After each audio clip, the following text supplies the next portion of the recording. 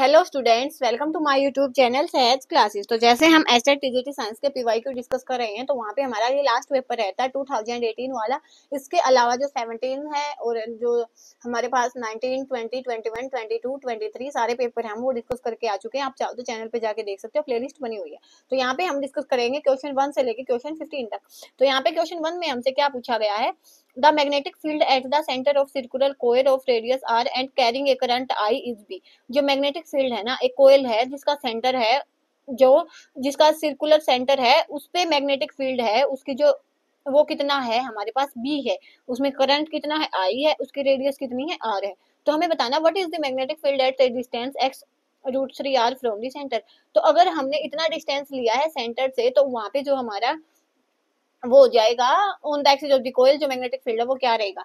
तो आपको ये वाला फॉर्मूले, दो फॉर्मूले पता होना चाहिए कि जब हमारे पास सेंटर पे मैग्नेटिक फील्ड होता है तो हमारा फॉर्मूला ये रहता है, और एक्सिस पे हमारा मैग्नेटिक फील्ड रहता है तो ये वाला फॉर्मूला हमारे पास रहता है। यहाँ पे जो एक्स होता है ना, वो डिस्टेंस हो जाता है कि कितना डिस्टेंस हमारे पास रहेगा। ठीक है, तो यहाँ पे देखो, ये हमारा सेंटर का फॉर्मूला है B is equal to mu naught I by 2 R, और ये हमारे पास रहेगा जो यहाँ पे जो एक्सिस पे है, तो mu naught I pi R square 4 pi, और ये हो जाएगा आर स्क्वायर बाई प्लस में एक्स स्क्वायर की पावर 3/2।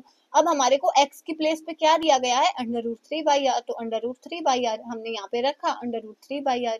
तो ये वाली चीजें सेम रहेंगी, mu naught I 4 pi pi R square. और यहाँ पे देखो, यहाँ पे अगर मैं इसको सोल्व करके दिखाऊं, आप यहाँ पे देखो दिखा रखा है मैंने, अंडर रूट 3 का हम जब स्क्वायर करेंगे तो वो क्या आएगा, अंडर रूट 3 से ये 3 कैंसिल हो जाएगा स्क्वायर वाला, और यहाँ पे एक बचेगा 3, और आर का स्क्वायर करेंगे तो 3r स्क्वायर, और 3r स्क्वायर में एक ये r जोड़ेंगे तो वो हो जाएगा 4r स्क्वायर।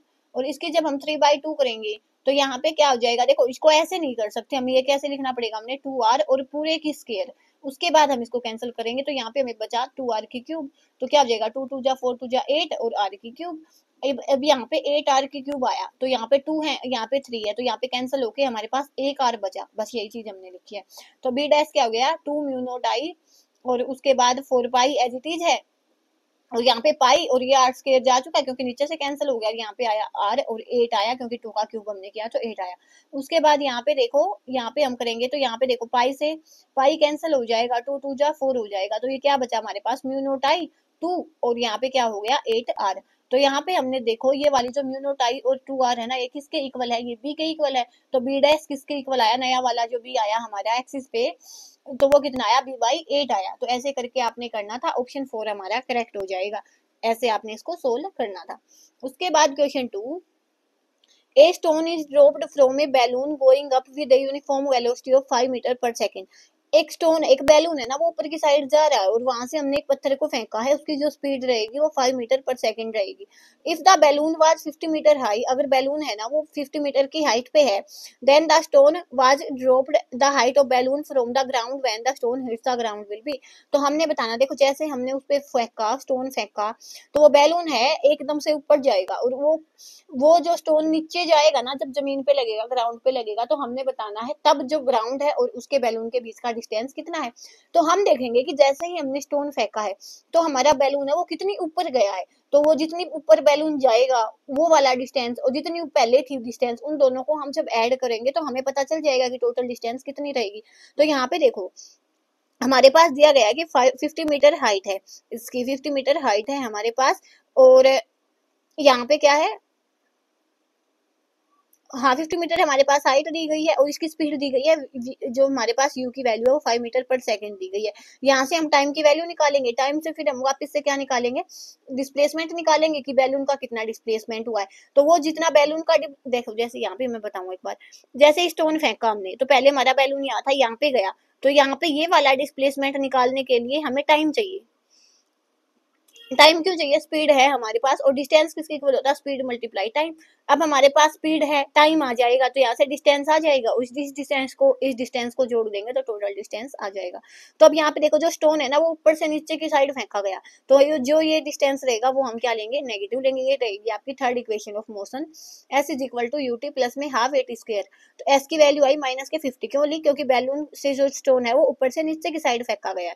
यू की वैल्यू 5 मीटर पर सेकेंड है, टी की वैल्यू हमने निकालनी नहीं है, -1/2। एक्सीलरेशन की वैल्यू 10 होती है, टी की वैल्यू टी स्क्वायर हो गया, तो ये कैंसिल हुआ, तो ये आया -50, 5t माइनस में 5t स्क्वायर। ओवरऑल में हमने 5 से डिवाइड किया तो ये आया 10, ये आया t और यहाँ पे आया -t स्क्वायर। तो हमने इक्वेशन बनाई, क्वाड्रेटिक इक्वेशन हमारे पास ये आई।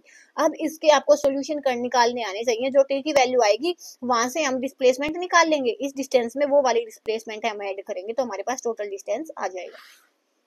ये देखो, ये वाली हमारे पास इक्वेशन है, ये मैंने लिखा हुआ है कि कैसे हम इसको सॉल्व करते हैं। तो इसको हम मैथ में कंपेयर करते हैं ax square plus bx plus c से। तो यहाँ पे a की वैल्यू क्या होती है, जो भी हमारे पास जो स्क्वायर वाला का कोफिशिएंट होता है तो 1 आई, b में जो x का कोफिशिएंट होता है मीन्स यहाँ पे t दिया गया है तो t का जो कोफिशिएंट तो -1 आई, c की वैल्यू -10 आई। तो d क्या होता है यहाँ पे b स्क्वायर -4ac, तो -1 का स्क्वायर किया, माइनस में 4, a की वैल्यू क्या है 1 है, c की वैल्यू -10 है। तो यहाँ से क्या आया 1 + 40, 41 हमारे पास डी की वैल्यू आ गई। अब यहाँ में हमने जो वैल्यू है ना, ये अल्फा बीटा क्यों लिखा है, यहाँ पे हमें रूट्स ऑफ इक्वेशन निकालते हैं। तो यहाँ पे हमारे पास टाइम आएगा, ये टाइम की टर्म में आएगा। तो यहाँ पे देखो क्या फॉर्मूला होता है, माइनस के b plus minus under root b² -4ac by में 2a। तो यहाँ पे वैल्यूज हमारे पास सारी हैं, तो माइनस का 1 है और माइनस का b लेना, तो ये 1 हो जाएगा। उसके बाद एक बार हम प्लस करेंगे यहाँ पे, और अंडर रूट में ये वाली वैल्यू 41 आई है, डिवाइड बाई 2, a की वैल्यू 1 है, एक बार माइनस करेंगे। अब हमारे पास जो टाइम है वो माइनस में तो हो नहीं सकता, तो ये वाली वैल्यू रहेगी। तो जब आप इसको सोल्व करोगे तो ये किसके इक्वल आएगा, 3.1 सेकंड के इक्वल, 3.7 सेकंड के इक्वल आएगा। टाइम आ गया, अब हम डिस्टेंस निकाल देंगे। कैसे, स्पीड क्या होती है, डिस्टेंस बाई टाइम। तो डिस्टेंस निकालना तो क्या हो जाएगा, स्पीड मल्टीप्लाई टाइम। स्पीड हमारे पास 5 है, टाइम हमारे पास 3.7 सेकंड है, मल्टीप्लाई करेंगे तो 18.5 मीटर यहाँ पे डिस्प्लेसमेंट आई है कि कितनी बैलून की डिस्प्लेसमेंट हुई है। तो ये वाला डिस्टेंस और जितनी बैलून की डिस्प्लेसमेंट हुई है तो टोटल डिस्टेंस वही हो जाएगा। तो पहले कितने पे था बैलून, 50 मीटर की हाइट पे था, डिस्प्लेसमेंट कितनी हुई 18.5 की, तो टोटल जोड़ेंगे तो कितना आया 68.5। तो हमारा जो ऑप्शन 3 है वो करेक्ट हो जाएगा। उसके बाद question 3, A nucleus is present in, इनमें से न्यूक्लियस किसमें प्रेजेंट होता है, अमीबा में होता है, माइकोप्लाज्मा में नहीं होता, बैक्टीरिया में नहीं होता, ब्लू ग्रीन एल्गे में नहीं होता। उसके बाद question 4, phenetic classification is based on, जो ये फेनेटिक जो क्लासिफिकेशन होता है वो किस पे डिपेंड होता है, वो होता है observable characteristics of existing organism. जो ऑर्गेनिज्म होते हैं ना उनकी जो कैरेक्टरिस्टिक जो हम ऑब्जर्व करते हैं उनके बेस पे क्या होता है, फेनेटिक क्लासिफिकेशन होता है। तो ऑप्शन 1 हमारा करेक्ट हो जाएगा। उसके बाद question 5, read assertion and reason and select correct option. यहाँ पे हमें असर्शन दिया गया, रीजन दिया गया और हमें इसकी ऑप्शन सही बताना है। यहाँ पे देखो असर्शन क्या है, termites and ants are social insects. जो टर्माइट होते हैं और जो एंड्स होती हैं वो सोशल इंसेक्ट होती हैं। तो ये बात सही है कि दोनों ही क्या होते हैं, सोशल इंसेक्ट होते हैं। Both establish fungus garden in their nest to feed on fungus. दोनों के दोनों क्या करते हैं, वो अपने जो घोंसले होते हैं, नेस्ट होते हैं, वहां पे क्या करते हैं, क्या एस्टेब्लिश करते हैं, फंगस। तो ये वाली बात भी सही है, लेकिन ये देखो ये भी सही है, ये भी सही है, लेकिन वो फंगस एस्टेब्लिश करते हैं, इसकी वजह से तो सोशल इंसेक्ट नहीं है ना, वो तो ये अलग चीज हो गई, ये अलग चीज हो गई। तो हमारे पास असर्शन भी सही है, रीजन भी सही है, लेकिन ये इसकी एक्सप्लेनेशन नहीं दे रहा। तो यहाँ पे देखो both A and R true and R is correct explanation of A, नहीं गलत है, क्यों, क्योंकि फंगस एस्टेब्लिश करने की वजह से थोड़ी ना इधर सोशल इंसेक्ट होते हैं। उसके बाद सेकंड ऑप्शन है both A and R true but R is not the correct explanation of A. तो दूसरे वाला जो ऑप्शन है वो सही हो जाएगा क्वेश्चन 5 का। उसके बाद question 6, which of following has least value of packing efficiency. इनमें से किसकी जो पैकिंग एफिशिएंसी होती है वो सबसे कम होती है। तो हमारे पास बीसीसी की होती है ऑलमोस्ट 68%, एफसीसी की होती है 74 और सीसी जो ये हेक्सागोनल वाली होती है ये भी 74 होती है, और ये हमारे पास 58 या 59 के आसपास होती है। तो हमारा जो ऑप्शन 4 है वो करेक्ट हो जाएगा सबसे। ये भी आपका सॉलिड स्टेट से क्वेश्चन आया है। उसके बाद question 7, the moon would depart from the gravitational field of earth. जो मून है ना वो क्या करेगा, अर्थ का जो भी ग्रेविटेशनल फोर्स है उससे डिपार्ट, देखो ये अर्थ है और इसका कुछ ना कुछ मून पे ग्रेविटेशनल फोर्स है, तो ये बोल रहे हैं कि वो डिपार्ट कर जाएगा जब उसका जो ग्रेविटेशनल फोर्स है, जब इससे जो डिपार्ट कर जाएगा, वो जब उसका ग्रेविटेशनल फोर्स है वो कितना, मतलब यहाँ से डिपार्ट कर जाएगा, ठीक है, इतना हमने देखा पहले। तो हमें बताना है कि उसकी स्पीड है वो कितनी इंक्रीज हुई होगी जब उसने डिपार्टेशन वहां से किया है। तो यहाँ पे देखो दो चीजें आपको बतानी चाहिए, एक तो जो ऑर्बिटल की वेलोसिटी है जिसमें जो सन है वो था, एक एस्केप वेलोसिटी कितना उसको एस्केप होने के लिए वहां से चाहिएगा। तो यहाँ पे हमारे पास एस्केप वेलोसिटी का फॉर्मूला होता है √2gm/r, ऑर्बिटल वेलोसिटी का फॉर्मूला होता है √gm/r। तो यहाँ पे देखो इस √gm/r के प्लेस पे हम v नॉट लिख सकते हैं, तो v किसके इक्वल हो गया √2v नॉट। परसेंटेज इंक्रीज हम कैसे निकालते हैं, final minus initial divide by initial multiply में 100। तो यहाँ पे हमारे पास एस्केप वेलोसिटी कितनी है, √2v0 माइनस में v0 रहेगा डिवाइड बाय जो पहले थी v0 मल्टीप्लाई में 100। तो √2 की वैल्यू क्या होती है 1.414 v0 और यहाँ पे हो जाएगा ये v0 100। तो यहाँ पे ऊपर हमने v0 कॉमन लिया तो ये हो जाएगा 1.414 माइनस 1 और यहाँ पे v0 से v0 कैंसिल मल्टीप्लाई में 100। तो वही इसमें से 1 जाएगा तो हो जाएगा 0.414। जब हम इसके मल्टीप्लाई में 100 करेंगे तो ये हो जाएगा 41.4%। जो हमारा ऑप्शन 3 है वो करेक्ट हो जाएगा। उसके बाद question 8, the antiseptic action of Dettol is due to. जो एंटीसेप्टिक एक्शन होता है ना इसका डिटोल का, वो किसकी वजह से होता है, वो होता है क्लोरोजिनोल। तो ऑप्शन 2 हमारा करेक्ट हो जाएगा। उसके बाद question 9, which of following is an example of a higher plant. Higher plant का एग्जांपल इनमें से कौन सा होता है, होस्टेल प्लांट नहीं होता, लिचेन पिज्जा एफिट्रा होता है ना, उस वो होता है। तो ऑप्शन 4 हमारा करेक्ट हो जाएगा। उसके बाद question 10, the endosperm in gymnosperm is. जो एंडोस्पर्म होते हैं ना जाइनोस्पर्म में, वो क्या होते हैं, वो होते हैं हैप्लॉइड। तो ऑप्शन डी हमारा करेक्ट हो जाएगा। उसके बाद क्वेश्चन 11, द कंपाउंड 1,2-ब्यूटाडाइन हैज। जो हमारे जो वहां पे 1,2-ब्यूटाडाइन आपने बनाना आना चाहिए पहला। But means number of carbon क्या है 4 है और 1 और 2 पे डबल बॉन्ड है। 1 और 1 2 यहाँ पे देखो 1 और 2 पे डबल बॉन्ड है। तो 1 2 3 4 तो 1 2 पे डबल बॉन्ड है। तो यहाँ पे इसकी वैलेंसी कंप्लीट करो एक बार। तो यहाँ पे हमने देखा, तो यहाँ पे देखो ये वाली जो हमारी कार्बन है वो 1 और 2 कैसी हाइब्रिडाइज्ड है। यहाँ पे 2 ही बॉन्ड हो गए ना इसके 4। तो ये वाली 1 2 3 sp2 हाइब्रिडाइज्ड है, ये वाली 1 और 2 sp हाइब्रिडाइज्ड है, ये वाली 1 2 3 sp2 है और ये वाली sp3 है। तो sp हाइब्रिडाइजेशन भी है इसमें, sp2 भी है sp3 भी है। तो यहाँ पे देखो ओनली sp2 नहीं, sp भी तो है, sp3 भी तो है। ओनली sp नहीं, बोथ sp एंड sp2 नहीं, sp3 भी तो है। तो हमारा ऑप्शन 2 है, ऐसे करके वो करेक्ट हो जाएगा। बस आपको बनाना आना चाहिए था। उसके बाद in linear simple harmonic motion of a particle at the extreme position of particle. ये हमारा लीनियर मोशन करेगा, ये वाला जो हमारा हार्मोनिक मोशन होगा। तो यहाँ पे इसकी एक्सट्रीम पोजीशन ये वाली होगी। तो यहाँ पे हमसे पूछा गया है कि क्या क्या चीजें होंगी। तो यहाँ पे देखो, यहाँ पे क्या होगा, वेलोसिटी तो मिनिमम होगी और जो हमारा एक्सीलरेशन है वो क्या हो जाएगा, मैक्सिमम हो जाएगा। तो ऑप्शन 4 हमारा करेक्ट हो जाएगा। उसके बाद question 13, in the following reaction x में हमने ZnHgHCl डाला तो वो हमें कौन सा जो प्रिपेयर है नहीं कर सकते हम। तो इसका काम क्या होता है, इसका रिडक्शन करना होता है एल्कीन का रिडक्शन करके ये हमें एल्केन देता है। तो यहाँ पे एन मीन्स एल्केन हमें मिला है, इन मीन्स एल्केन मिला है, इन मीन्स एल्केन मिला है, यहाँ पे इन है, यहाँ पे डबल बॉन्ड है, वो तो इसको रिड्यूस करेगा ना, तो डबल बॉन्ड थोड़ी ना हमें मिलेगा। तो ऑप्शन 3 हमारा करेक्ट हो जाएगा। वो तो इसको प्रोपीन से रिड्यूस करके प्रोपेन में बदल देगा।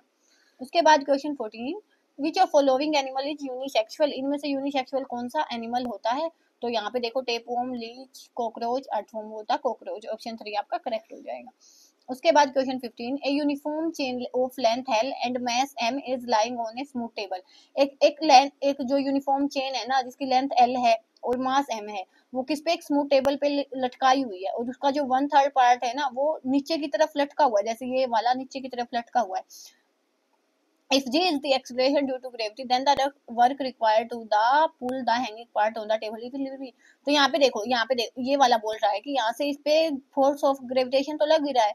तो हमें बताना है कि हम इसको पीछे से खींचेंगे ना तो कितना फोर्स हमें लगेगा इसको वापस से टेबल पे लाने के लिए। ठीक है, तो यहाँ पे ये वाली चीज हमें बतानी थी तो हम बता देंगे। तो यहाँ पे हमसे पूछा गया है, देखो यहाँ पे L का मास है ना, L में लेंथ है जब उसकी, तो उसका मास कितना है, M है। तो जब उसका मास 1 होगा तो उसकी जो लेंथ है जब 1 होगी तो उसका जो मास कितना होगा, M/L हो जाएगा। एक्स पार्ट ये हमने मान लिया, देखो ये हमने मान लिया कि हम इसका एक्स पार्ट है वो लटका हुआ है, उसकी हम पहले लेंथ उसका जो मास निकाल ले पहले, क्योंकि हमें यहाँ पे क्या लगाना पड़ेगा, फोर्स के फॉर्मूले से निकालना पड़ेगा। तो यहाँ पे पहले हम उसका मास निकालते हैं, कैसे निकालेंगे, एल मास का है ना, एल लेंथ है जब उसकी तो मास एम है। जब वन उसका मास होगा, जब उसकी लेंथ 1 होगी तो उसका जो मास होगा वो M/L हो जाएगा यूनिटी के मेथड से। जब हमने लिया कि उसकी लेंथ है L तो उसका मास कितना हो जाएगा, M/L मल्टीप्लाई में x। ठीक है, ऐसा हमने क्यों किया है, क्योंकि हमें पता है कि dw किसके इक्वल होता है, F.dx के इक्वल होता है। तो F की वैल्यू क्या आई है यहाँ पे हमारे पास ml और .x आई है। पहले देखो mg होता है, F की वैल्यू होती है mg.dx। अब हमने मास देख लिया कि जितना हमें चाहिए था उतने पार्ट का जो हमारा मास कितना आया, M/L x, इसमें पुट करेंगे तो M/L x। उसके बाद ये वाला g और dx, ये वाला कांस्टेंट है, ये वाला कांस्टेंट, ये इनको बाहर निकालो और x की फॉर्म में इंटीग्रेशन हुआ तो x को अंदर रखो। x का इंटीग्रेशन होता तो क्या होता है x स्क्वायर बाई 2। और जो लिमिट लगी हुई है वो लेंथ क्यों है 0 से l/3 तक लगी हुई है, क्योंकि जो लेंथ है उसका, जो ये लेंथ है ना उसका 1/3 पार्ट लटका है, तो यहाँ पे l/3 हो जाएगा। तो यहाँ पे 0 रखेंगे तो कोई चेंज नहीं होगा। यहाँ पे ये इस पे हमने रखा l/3 रखा तो l स्क्वायर बाई 9 हो गया, ये 2 है, ठीक है। तो हमने इसको सोल्व किया तो ये आया mgl/18।